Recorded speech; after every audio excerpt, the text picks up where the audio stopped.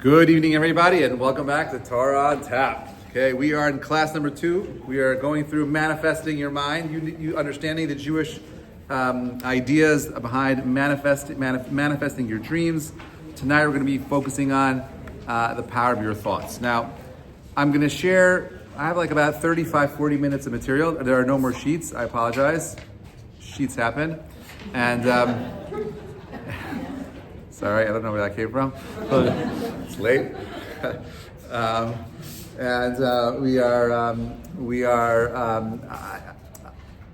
going to say things tonight that you're aware of, that you've thought of, you've heard of. There's not going to be anything new tonight, but I want you to have an open mind to some of the ideas that I'm sharing, because it really matters, because tonight's topic is very important, especially if we're going to go through this journey together over the next several weeks.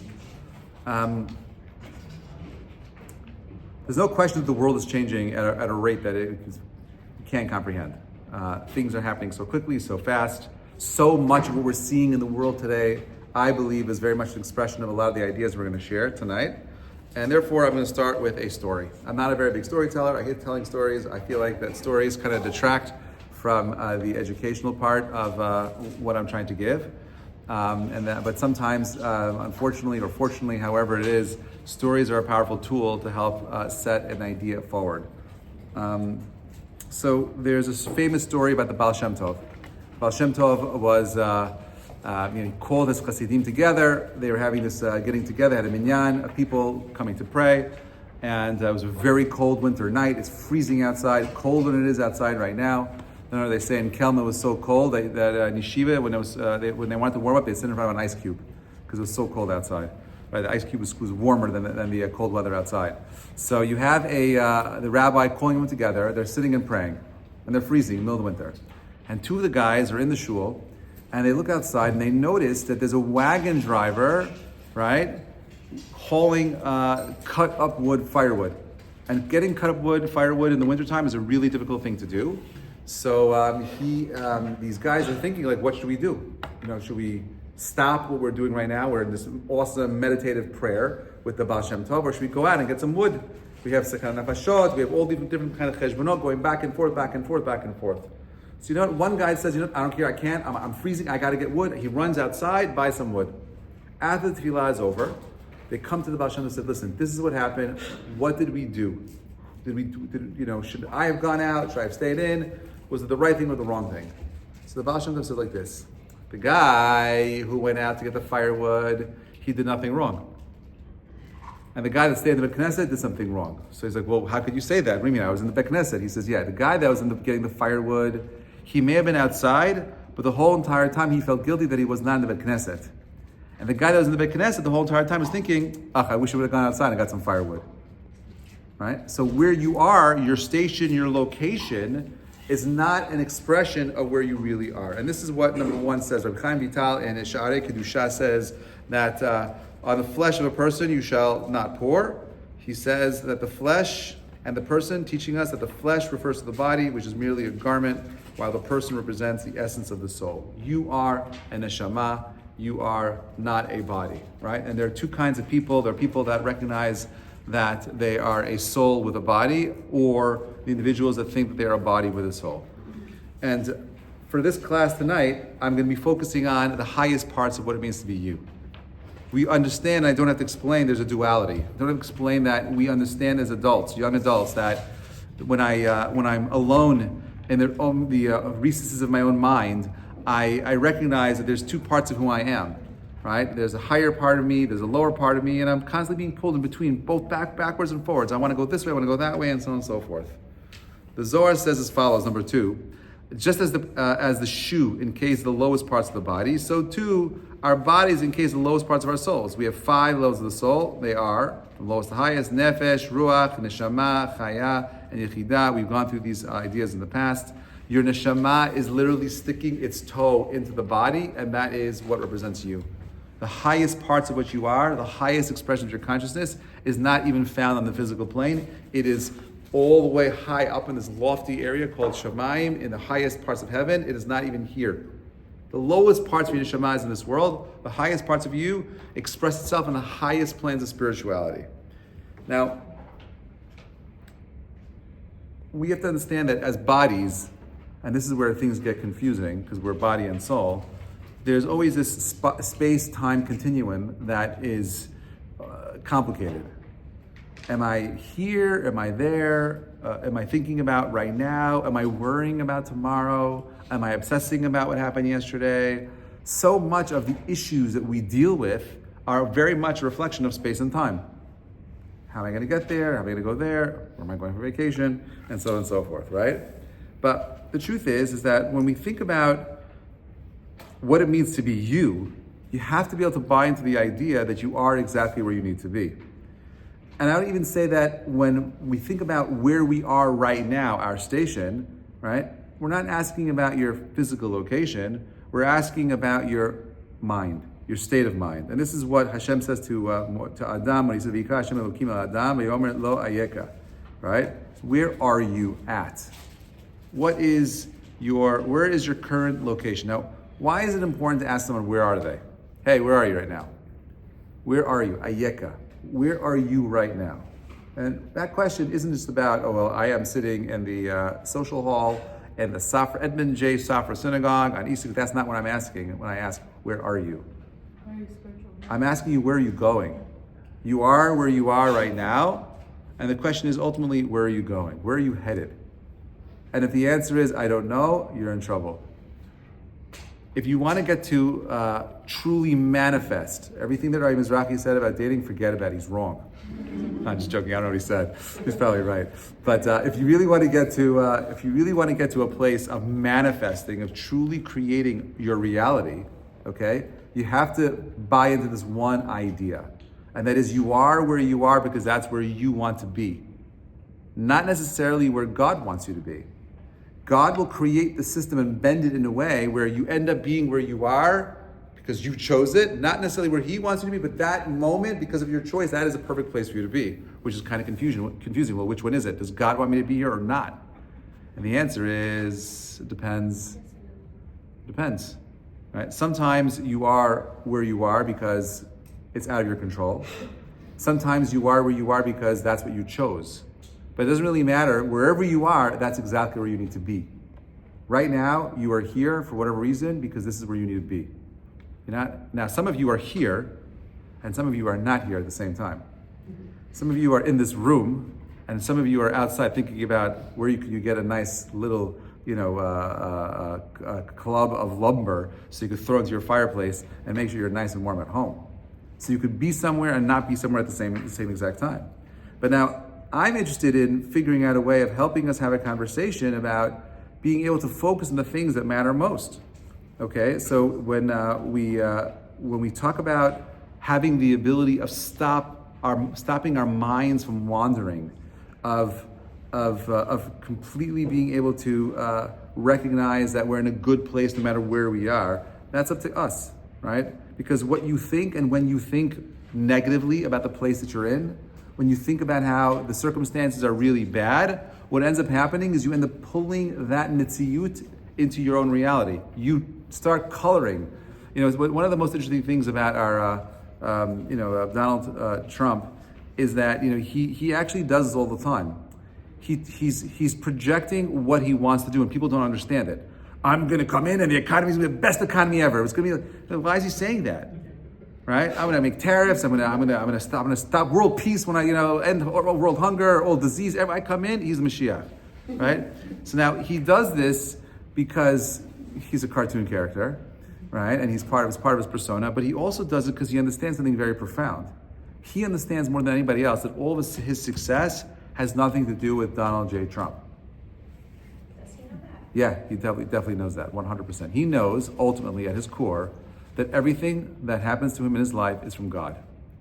He's definitely egotistical, and he's an interesting human being that I hope has been humbled with time, right? But part of his persona is projecting a reality, okay, for good and for bad. Remember, any midah can be used in a positive way and a negative way. When we say "En davar lo milach ratzon," nothing stands in the way of the will. Can that be a good thing or a bad thing? Well, it depends. What are you willing? What do you want? Where are you going? Right? Is it possible for you to want something that's really bad for you? Yes. Okay, we've all made those mistakes before. But at the end of the day, if you don't have a clear, defined image of where you want to end up, you end up in a very difficult place. But more than that, if you're thinking that the place you're in is a dark and negative place, that becomes your reality. Rav Kook says as follows: he says, our souls are in perpetual prayer, always connected to our infinite source, whom we call God. When we pray, we bring all the other aspects of ourselves and hook them into that zone. This highlights the continuous spiritual connection between the soul and the divine, with prayer serving as a means to align all facets of one's being with this eternal bond. Tefillah is really about getting my focus, getting my attention to be aligned with Hashem's Ratzon. And we don't do that. Because when we're praying, we're thinking about all the other things we want. We're thinking about these superficial things. I'm thinking about the stock market. I'm thinking about bank account. I'm thinking about the responsibilities I have at work. I'm thinking about my family, but I'm not thinking about the things I need to be thinking about. Yeah. Kind of is related to this. Yeah. Do you think? I'm sorry if it doesn't make sense. It doesn't make sense. Do you think? Oh, I will. Yeah, go ahead. Do you think that a person's, let's say, like highest potential is something that's already within them, or is it something that needs to be developed? I think it's both. I think that. One or the other? No, I think it's both. I'll tell you why I think it's both. Meaning, like, of course, all the potential is there, but the only way that it can express itself is through the development. You know what I'm saying? Like, so of course the potential is there, right? If it's not there, then it doesn't matter what you want. It's not going to go anywhere. The potential is there. It's there in all of us. Your job is to bring it forward. Everything is there. You're infinite, unlimited potential. Am I in control of the results? The answer is no. I can go ahead and say, I want to be the smartest astrophysicist in the universe that has ever existed, and no matter what I do, I might not have that ability. But it doesn't really matter in Judaism what you have as far as ability. What matters is where your heart is and where your mind wants to take you. That's what matters. From a Kadosh Baruch Hu's perspective, you already got there. Our job is to master our thoughts. And ultimately, you are your thoughts, right? So when Sefer Yetzirah says our reality is divided into space, time, and consciousness, he's talking about these three things. Because if you're here, but you're not here, how many times have you found yourself in a conversation, in a social gathering, and someone's talking to you, you're like, I don't want to have this conversation. I don't want to talk to this person. I don't want to be here right now. Oh, yeah. Yes, yeah. Oh, yeah, what was that again? Oh, yeah. And then it gets important. Like, oh, yeah, what was that again? Right? We do that. We zone out. We're not present. And by the way, as you get older, it becomes more and more difficult to focus on the things around you that matter most. Now, it could be that the person you're speaking to matters not at all. I don't really know the person, I'm never going to see them again, but you have to remember that focus and attention is a muscle. And the more you choose not to use it, the more you choose to ignore, the more you choose to zone out, the more that muscle begins to atrophy. The more you come to that Knesset and the more you space out, the more you allow your day to be a space cadet and you're all over the place. You're thinking about, wherever you're going to be on the beach next week or wherever else, your other responsibilities, you have the negative thoughts, wherever your thoughts are taking you, and if it's not exactly where you need to be right now, you are losing out in precious moments of power and potential to make your reality become your reality because you're distracted.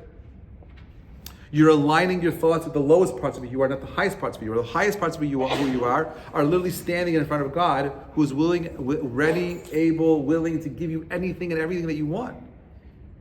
But yet you allow the distraction of this world to pull you out of a mindset that's actually which has the ability of giving you everything that you need. And that's what Sefer Yetzirah is saying over here. So now this is our practical reflections over here, right? So our thoughts often wander to places to places where our body is not. To anchor ourselves in the present, we can use one of these two statements. I find this helpful for myself. Okay, you're feeling like you're wandering all around, so you could ask yourself: here and now, I am aware of what? Here and now, I feel what? The more you're able to kind of ground yourself in where you are right now, what do you feel right now? You're sitting there. Is that chair comfortable? Are you able to hear the speaker? Is it too dim in here? 'Cause I think it is, right? Is it, ground yourself in the moment. If you want to be able to refocus your attention, ask yourselves questions that pull you into the moment that you're in right now. Okay? When you're able to do that, it brings your awareness back. Now, as far as space, time, and consciousness, space is where's your mind during prayer or conversation. If your body is present, but your thoughts are elsewhere, at work, a mall, a game, that is where you truly are. When standing before the Creator, ask yourself, are you truly with Him? When you're standing in Beit Knesset, are you really with Hashem or are you someplace else? Time. Are your thoughts consumed with future worries or past regrets? Future's not yet ours, and the past is gone. Focus on the present. Consciousness. Intentions matter. The tree of knowledge introduces confusion between good and evil. By studying moral law and acting with clarity and purpose, we can separate good from evil. Ask yourself, are my actions truly for the sake of others? Am I living a selfish world? Yeah. Sorry, when you're praying, Yeah. that's like the most time that you could say, oh, I'm not like present. Like the Yetzirah comes and like gets you to like think about everything else. How do you like ground? I understand you have to think, okay, now how we are in the chair. Yeah. How to ground yourself. When you're praying, how do you ground yourself so that you don't get distracted? So there are a couple of tips of how you can ground yourself. So number one, first we need a strategy.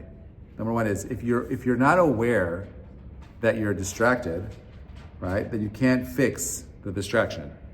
The first thing is being aware of the distraction, okay? And then it's the desire not to want to be distracted. So if you know that tomorrow is B'ezrat Hashem, you're going to wake up in the morning and you say, I can't, tonight, and before you wake up in the morning, tonight before you're going to go to sleep, okay? You're going to say, I can't wait tomorrow to wake up and be able to concentrate in my tefillah.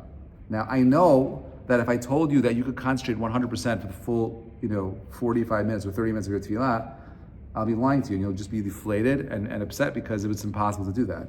And therefore, the way in which you start building any muscle is through small actions. So I tell people specifically with tefillah, pick one aspect of the tefillah, whether it's one of the tehillim in tefillah, whether it's a bracha in tefillah, something in tefillah that you're going to say, I'm going to use this time, these two brachot, 100% kavanah. I'm going to say each word slow.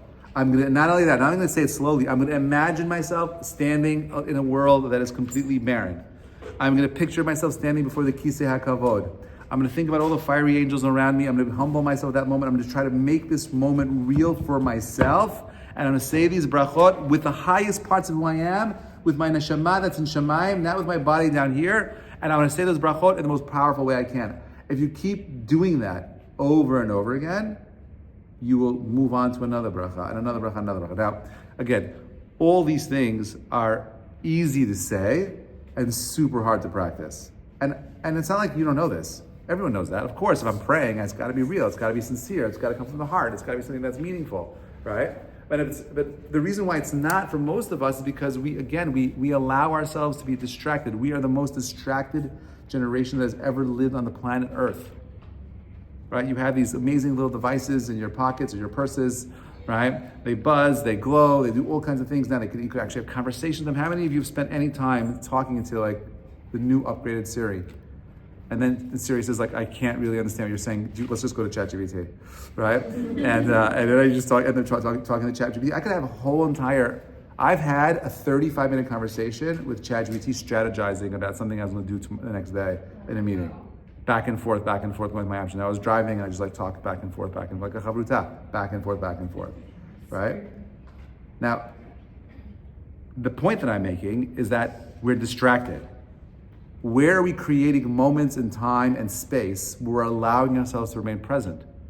How many of you find it very difficult to sit in a class for 45 minutes and actually concentrate what's being said? How many of you are actually to go back afterwards and repeat the ideas that are being shared? How many of you are going back and reviewing it? How many of you are continuously working on being present in the moment? Because we're not. And if we're not present in the moment, you can't make your thoughts your reality. You cannot manifest what you want. The first key, the first step to like black belt ninja level manifestation is being present in your moment. It's being able to be where you are, or to be exactly where you need to be. There's two different parts. Remember, there's being where you are, and then there's being where you need to be. Not all of us are exactly where we need to be. Some of us this is where Hashem wants us to be. Some of us are here because this is where we want to be, not necessarily because that's what Hashem wants, but it's the choice of where am I going in life? Where am I in life? So there's this little piece of here, number 7, that I want to share with you. The Talmud teaches us that there are 630 mitzvot corresponding to the limbs of the body. If so, how can performing a mitzvah with one limb, such as a leg, create the angel possessing 613 limbs? Shouldn't it create only a leg angel? If I'm doing a mitzvah with my legs, I'm doing a mitzvah with my hands, my ears, let it create that particular thing. Why does the angel represent a complete, full malach with all 613 limbs? He says the answer is that when a person performs a mitzvah with complete faith, believing that through this act they merit attachment to the infinite oneness, they become connected to God, as the verse states, and to Him you shall attach. Attaching oneself to God is the ultimate purpose of the entire Torah, the fruit of the Torah tree and its highest expression. When a person achieves this attachment, their thoughts are bound to the infinite. And as a result, all 248 limbs, 365 sinews are drawn along. As I heard from my teacher, the Baal Shem Tov, wherever a person's thoughts are, this is a quotable quote, that is where they are entirely. For example, a person performs an act of charity with only their right hand, but their thoughts are attached above. Their entire being, including their body, is drawn into that connection, along with the hand performing the mitzvah. This is why the prophet of Chavkuk condensed the Torah's fulfillment of for later generations into one principle: the righteous shall live by his faith. While this is often translated as faith, Rabbi Eliezer Brody explains that emunah refers to one's connection to HaKadosh Baruch Hu. Right, Chavkuk's teaching means that their righteousness live through their connection to God, to Hashem. When one is attached to God, they transcend time, space, and limitations. Do you think it's possible to live in a world where every single day, everything you do is about you attaching yourself to God? Is it possible? Yes. You think it's possible? So why don't you do it? I didn't say I'm not doing anything. Oh, you are doing what you're saying. I'm trying to. Oh, okay. But that's what it's supposed to do, no? Now, so what does it even look like? There's a great piece by Rav Dessler. He has a little essay called,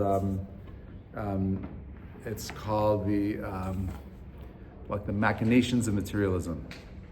And he says that, and this is actually so funny because this is Peter Thiel who said last week how we're in the AI revolution, and if we stay on the course we're on right now, in about 5 years from now, we're going to be in a post-capitalistic society, and we're going to be able to create a world where we have no more hunger, no more war, no more need for money, no more people working. We could just sit there and just be creative and do all kinds of amazing things all day. That sounds amazing, right? What? I think it sounds amazing. I just don't think it's realistic. I'll tell you why it's not realistic. Ready? In 1944, one of the things that changed the world was flight. Rav Dessler wrote this article in 1944. This is like at the end of World War II. And he said that everyone said that flight technology would change the world. You would get from one place to another place in a matter of hours. Think about how much the world has changed. It used to be, it was only 100 years ago that people were taking boats to cross Europe to get to America. 100 years ago, it's not that long ago. 100 years ago. And in a short period of time, today, you could pull out a little phone in your pocket and book yourself a ticket anywhere in the world within minutes, and be at the airport within a couple hours, and be wherever it is, anywhere between, within 24 hours, anywhere on the planet. That's insane. So why hasn't that technology brought peace in our time? And I was thinking also how, it's 2024, and we're almost in 2025. We're in the year 5785. How is it possible that we're watching countries like Syria completely devolve into chaos? We have insane people running through the palace, or I'm not sure we saw today how there was in Aleppo airport, you had these crazy people coming into the duty free and breaking all the alcohol on the shelves in the duty free, right? Because it's you're not allowed to have that in their country. Extremists, or Lebanon devolving, or Ukraine devolving, Russia devolving. How's that possible? Why are there even wars anymore? What are they fighting about? What are we doing? We literally have the ability today to make everything great, to make everything amazing, and somehow we mess it up. How is that happening? And this is Rav Dessler's point. Rav Dessler says that if we haven't taught humanity about the power of giving, of becoming and transforming into givers, then all we have are takers. In a world of takers, it doesn't really matter what kind of technology you have. You're still only thinking about yourself. Of course there's going to be wars. There's going to be more sophisticated, more technologically advanced wars. We haven't changed anything. If we haven't taught people to feel a sense of responsibility for the people around them, we haven't done anything. The technology won't work. Wokeism was rejected because it doesn't work. It was a narcissistic, selfish philosophy that only dealt with a narrow group of people.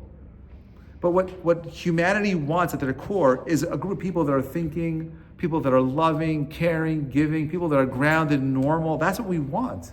We want a healthy, normal environment. But if all we're doing is obsessing with ourselves, and we're worrying, and we have all kinds of stresses, and we have all kinds of things that are distracting us from being what we're meant to be, because we're not in a place where we can actually give, you're just a taker. So how are you evolving out of being this selfish taker as a child and becoming a loving, caring, giving adult? Technology won't help you get there. The technology is a powerful tool. That's what says that Tzaddik could use a plane and go from place to place to go ahead and do it the right way. But if he's not grounded in the musar of developing himself or herself, the technology could be terrifying. You could use a phone to talk to someone 1,000 miles away, or you could use it to do OnlyFans, God forbid, right? Yeah, I know. I know what that is. Anyway, so what's that?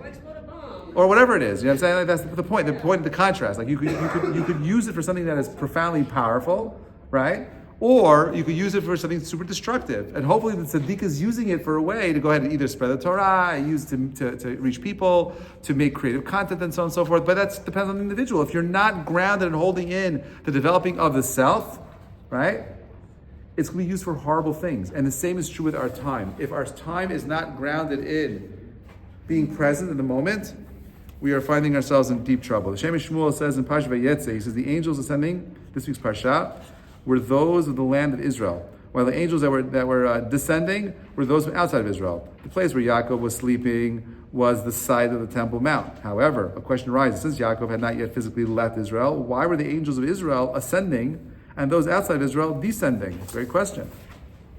And he says, the answer is that Yaakov's thoughts were already outside of Israel, and therefore he was considered as if he was already there. Yaakov Avinu, and everything about his story is about his thoughts. So much of him, it's interesting, thank you so much. Yeah, no, I was running out of tea, slowing it down. Thank you. A true giver. So you have you have Yaakov, who is leaving Eretz Israel, but his thoughts are about outside of Israel, and therefore the angels outside Israel are greeting him. You are where your thoughts are. You think negatively about yourself, you think God can't do it for you, that's where you are. If you think that anything is and everything is possible, that becomes your new reality. It's got to be grounded in reality, but you have to believe that anything is possible. The Gemara in Brachot says, due to Elisha's exceptional holiness and purity, no fly was ever seen at his table. How is that possible? That Elisha lived in a world where flies did not fly over him. And the answer is like this. Elisha lived in a reality where it was so crystal clear, his mind was so focused on what he needed to do as a Navi, that his mind's vibration vibrated in a way that altered reality in a way where it seemed like a miracle, no flies ever went around him. Your mind is a tool, and it's designed to help you understand reality, and it's there to help you define reality, to bend reality. And the more you are aware of it, the more you can use it to accomplish amazing things. There's a famous story of a guy who passes away, he dies, and he meets the Malachim over there, and he says, okay, let's go, we're going to Gan Eden. So this guy says, listen, can you take me to Gehenom? I just want to see what's going on down there. I want to see what I'm missing out on, right? Don't worry, we'll take him down. So he comes down to Gehenom, and he sees this massive banquet hall, and people sitting around the table. You guys know the story? And all these people are sitting around this big table. There's food up the table is like packed with all kinds of different foods. But the people their arms are stuck, and their arms are like pointing out. Their arms are in these crutches. They can't move their arms. They have all this food there. No one can eat anything, right? That sounds like hell, right? You want to eat all that food and you can't get the food in your mouth, right? Now he says, he's like, get me out of here. I can't look at this place. It's terrifying. This is the worst place ever. I got to get out of here. So he gets into the elevator. He goes to the Gan Eden. And in the Gan Eden, he also sees a massive banquet halls, tables of food, right? And everyone's also, their arms are stuck. Their arms can't move. But the difference is, in Gan Eden is filled with people that understand that the purpose of life is to give. And everyone was eating and no one was crying because everyone was feeding each other. But in Gehenom are filled with people that are only thinking about what they can take. They're starving. They never learned to give. Right? I want to help you break out of your egoistic self. I want you to get out of the idea that you're stuck. I want you to get out of the idea that you can't change. I want you to get out of the idea that you're not in control. I want you to get out of I want you to break free from those ideas. And I believe that the way in which we start this process together is by trying to find time in our day where we're 100% completely focused and being present in where we are. There's two parts of this. Is number one is recognizing where you are at this moment, and number two is where do you want to go. Forget about all the things that you don't have. Rabbi, Yes. if you have to choose which one is more important. Yeah. I'll explain. I sit down to meditate every day. As good as it is, it depends on the day, but I sometimes wonder which one is more beneficial, like being more present or thinking of where I want to go. You could sit in your car and go absolutely nowhere. But you're comfortable because you're sitting in your car. So you need both. You need the car, the vehicle, and then you also need to have a destination. So the mindfulness is about creating the vehicle. The direction is the vehicle moving you from point A to point B. So you need both. It's not one or the other. You need to have both. You need to have a clear understanding of where you are right now, and you need to have a very deep vision as to where you want to head out into the future.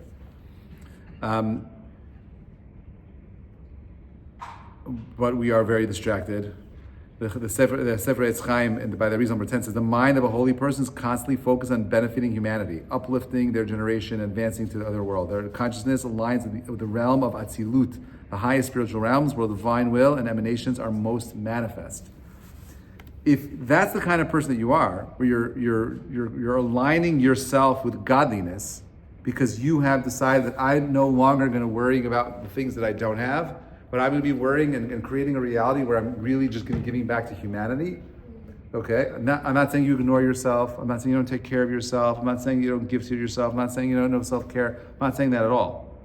I'm saying that if the focus is on all the things that you don't have, if the focus is on the challenge that you find yourself in, and there isn't another focus on, but I'm here to be a lover of giving. I'm here to care for the people in my life. I'm here to develop myself. I'm here to be able to just really give in a way that it's so hard for me to give. If that's not happening, then you're really nowhere. And I know why you're stuck. You're stuck because you've chosen to be stuck. You've created a mental prison for yourselves that you can't get out of. So I'm saying there's two parts of getting out of that prison. Number one is recognize that you are where your mind is. And the more you become consciously aware of that, the more you can break free of the prison you've created for yourselves. Because you're stuck. How do you break out of it? You break out of it by recognizing you are here to become God-like, godly. How do I become godly? By thinking about how I could learn to love the people around me. And it's not easy to love people around us because we naturally want to love ourselves. Right? I only want to do what benefits me. Can I say something? No. Sorry. I don't do statements. Questions, yes, but not statements. And I'm learning that what you said in therapy. Oh no, okay, we'll come back to that later. I'm sorry. I just want to finish this because I have to get home. Okay, so Shimon ben Menachem Mendel of Gavrata, the Baal Shem Tov on the Torah, says as follows: the beginning of Parshat Ki Tavo, Hashem commands us to bring the first fruits to the Kohen as a thanksgiving offering. The significance of the fruits lies in the role of the root, the foundation of all that follows. Just as the foundation of a building must be flawless, since even a small crack in the foundation endangers the entire structure, so too must the beginning of any endeavor be holy and pure. If we want something to be sanctified, it must start with the recognition of the creator, of the source of all success. By dedicating our firsts to God, we establish a firm foundation of holiness upon which everything else can stand. This principle extends beyond the first fruits. For example, the Torah also commands giving the firstborn of a kosher animal to the Kohen and redeeming the firstborn human males. These mitzvot remind us to sanctify our beginnings as a declaration of gratitude and acknowledgement of the infinite source. Okay, whatever your first thoughts are is only on any particular day stays with you, setting the pace for the rest of your day. Okay, that means however you start up in your morning, you wake up feeling, it's gonna be a hard day today. It's too cold outside right now. So whatever that is gonna define how you call that energy into your moment in time. You understand that? So why are you doing that? Why are you allowing yourselves to become a victim of your own thoughts when you could choose not to? Okay, so how do you set the week? The way I think about setting my week is during Havdalah. We have a very fascinating practice that we say that Havdalah is ben Kodesh l'chol, and Shabbat is a whole other powerful idea of manifesting and so on and so forth. But Saturday night, what do? We do this thing called Havdalah, right? And one of the things we do with Havdalah is that we make the bracha, and all of a sudden people start doing what? They start going, ha ha ha ha, they start laughing, right? Now why are they doing that? Anyone know why they do that? We do that because we want to have a good week. We want to bring a simana bracha into our week, and we want to bring simcha into our lives. No? That's not the answer you heard? You heard a different answer? Okay, chilukei deo. Yeah, what's your answer?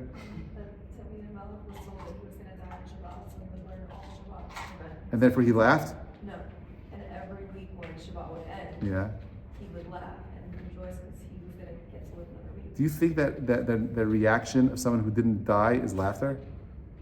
Exactly. Anyway, so fine. Rabbi Chaim Palachi said that laugh while looking at the fingernails of the candle, right? Why are we laughing when we're looking at the fingernails of the candle? The Chachamim point out because we remind ourselves of what it was like to be Adam and Chava in Gan Eden, right? And the nail represents the state that Adam and Eve were at. What was their state? Did you know that our bodies were actually see-through, right? That you could actually see through someone. There was the whole idea of skin as a way of holding you together really blocks your light. Your inner light is being concealed by the skin itself. Then in the old world, Adam and Eve were glowing like a light bulb, and their skin was like the nail, right? Their whole body was translucent because the only two people that ever saw each other in their truest form were Adam and Eve, because all you and I see is the external light bouncing off our face. That's not really an expression of what I am at my core. The whole world changed. We want to get back to that spot. We want to get back to a place where we get to that clarity of understanding that we were something more. But that's how we start our week. We start our week with, hey, I want this week to be a great week. It could be that he laughed. I was just joking around. It could be that he laughed, but that would not be my reaction. I don't know. Anyway, so you have we do the same thing by the way with Rosh Chodesh, right? Rosh Chodesh, we have a special tefillah with singing, and we want it to be a special month. By the way, what month are we in right now? Kislev. What is Kislev? The month of miracles, and Hanukkah, which is the month of miracles, right? This is the month where everything that you could possibly imagine has the ability to come through fruition, right? It could happen. It's just a question of how much you believe. The Zohar says, all things go after the thought. This principle highlighted the weight of one's intentions. When Reuven acted impulsively and defended the honor of his mother, Leah, he entered Bilhah's tent and moved his father's bed into Leah's tent. Although this act was seemingly minor, Reuven's elevated spiritual level, it was equated with a far graver sin, lying with his father's wife. As a consequence, Reuven lost his priesthood, which was traditionally held by the firstborn, to serve as the family's spiritual leader. Reuven was also a product of the wrong intention. When that night, when Yaakov thought he was marrying Rachel, he ended up being with Leah. And the truth is, the Mekubalim say that night his intention was to bring down the neshama of Yosef, not Reuven. Therefore, Reuven itself, his own existence, is coming from two people whose thoughts were not aligned with one another. Their thoughts were someplace else. By the way, what you see very much is part of your thoughts. Your eyes are the window to the soul. And what you take in around you impacts you as well. So Rabbi Nachman of Breslau says as follows. We're going to do this. We're going to make it an earlier night tonight. He says, know that thoughts possess immense strength. If a person truly strengthens their thoughts and focus on acquiring on something such as wealth, they will undoubtedly achieve it. So long as their thoughts are free of doubt or fear. The power of thought is so great that it can lead to life-altering consequences, such as causing one's own death. I've seen this before, right? Where people are so obsessed with they found that they got something, they got sick, and they obsess about the sickness, and they get from worse to worse. As opposed to saying, I'm not worrying about it. There's so many stories of people that have. I'm not saying that's a magical bullet when your time is to go is the time is to go. But sometimes God gives us challenges in life so that we can remember we have to choose to be positive in this world. Now, positivity itself has a powerful healing ability. Twice daily, we proclaim God's unity in the Shema. Hear, O Israel, the Lord our God, the Lord is one. At that moment, the essential meditation is to experience such a profound love of Hashem that one is willing to give up their life for the sanctification of His name, Kiddush Hashem. It is possible to focus on one's thoughts so intensely on this idea that one can literally feel the pain of death. Rabbi Akiva expressed this concept when he said, all my life I was troubled by the verse, to love Hashem with all your heart, with all your soul. And I would ask myself, when will this mitzvah come to my hands that I may fulfill it? And now I can finally fulfill it. At the time of the Shema, Rabbi Akiva accepted upon himself the 4 death penalties of the Torah, fully embracing the concept of self-sacrifice. This demonstrates that when a person strengthens their thoughts about giving up their life for Kiddush Hashem, they can feel the pain of that very death they are contemplating. In such a moment, there's no distinction between the thought of death and the actual experience of it. However, one must guard themselves in such a state is if a person feels their soul so close to leaving their body, they must pull back and ground themselves in the present, moments of avoiding passing away from their time, God forbid. So the first stage of manifesting is recognizing that you have to control your thoughts. And in order for you to control your thoughts, you have to work on the exercise of being present in the moment right here, right now. Now, a couple of things. One is it's not enough to be present, right? To be present means to not allow any other ideas or thoughts enter your mind when you're hearing the other speaker. I find so many people get into so many troubles, in so much trouble in their relationships simply because they can't hear the other person. Do you ever find yourself in a conversation with someone, or you're the actual speaker, and the person's interrupting you because they think they know what you're saying when you haven't even finished the idea? Or you have someone who is able to pretend to be in a conversation and really they're only grasping small parts because they're so distracted. When you're able to be completely present in the moment that you're in right now, what's really happening is you're allowing yourself to use up the potential of that moment to its fullest. When we're distracted with life, okay, we're not allowing our soul to express its particular potential in that moment in time. So how do you get there? Number one is working on something during the week. Every single day there's an avodah of something that you're doing that allows you to be focused. I do it with like a spouse. I can do it with a kid. I find it more difficult for me. I have an easier time focusing on what my older children are saying than my younger children, because my older children are more sophisticated than my younger children. Even though my youngest child is pretty smart, but I force myself every Shabbat to play a couple of board games with her, and it's really hard for me. I love her, but how many times can you play Rummy Cube? Or Go Fish, or whatever the other game is, I don't know, whatever it is, right? But I do it because I know that part of my avodah is creating moments of time where I'm 100% present with my daughter. But it's so easy to say, okay, I'll play, but I'm not going to really play. When I play to win.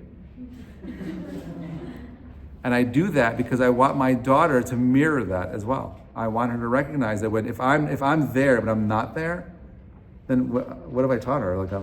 It's a sketch. I don't want her to think that you can have superficial relationships. I want her to recognize meaningful relationships. And the only way for me to help her to recognize meaningful relationships is for me to be the guy that is creating a meaningful relationship with her. You understand? This is also true with our parents. How often do we find ourselves struggling on that phone call with our parents? Oh, why'd you say that? Why are you going there again? Like, we went through this already. I told you 100 times. How many times? It's the same thing over and over again. It's repetitive, and it's so hard. The halacha is like this: if you don't live in the same city as your parents, and your parents missed you, you have a chiyuv to go visit them. Do you know that? What's considered same What's that? If your parents live in Great Neck and you live in Manhattan, but you have a chiyuv to go what? How often? As often as they need it. Your obligation is to give them what they need. You understand that? Question. Yeah. What if that interferes with you pursuing what you need for your life? Obviously, if your parents want you to sit by their bed all day and look at you, then there's something wrong, right? I'm not talking about that. We're talking about, oh, you're so beautiful. I just need to see your smile. Obviously, it cannot come at the expense of you not being you. But there's no reason why all of us don't have time once a week, twice a week, whatever it is, to go out and make special time to make our parents feel good. But that's part of the avoda of being present. Part of the avoda of being 100% aware of that moment in time is exactly where you need to be with your parent. Not being distracted. Okay, I'll be there, but I'll be on my phone. I'll be there, but I'll watch a movie. I'll be there, but I won't be there. You are where your thoughts are. I don't know how else to kind of drill that in. That's all I want to talk about tonight. You are where your thoughts are. And if we're gonna have this conversation in a way that's meaningful, because I want to hear stories in the next few weeks about how, Rabbi, my life has changed. I am where my thoughts are, and now I see things differently, and things are changing me. Like, that's what I want to hear, because I've seen this happen for other people.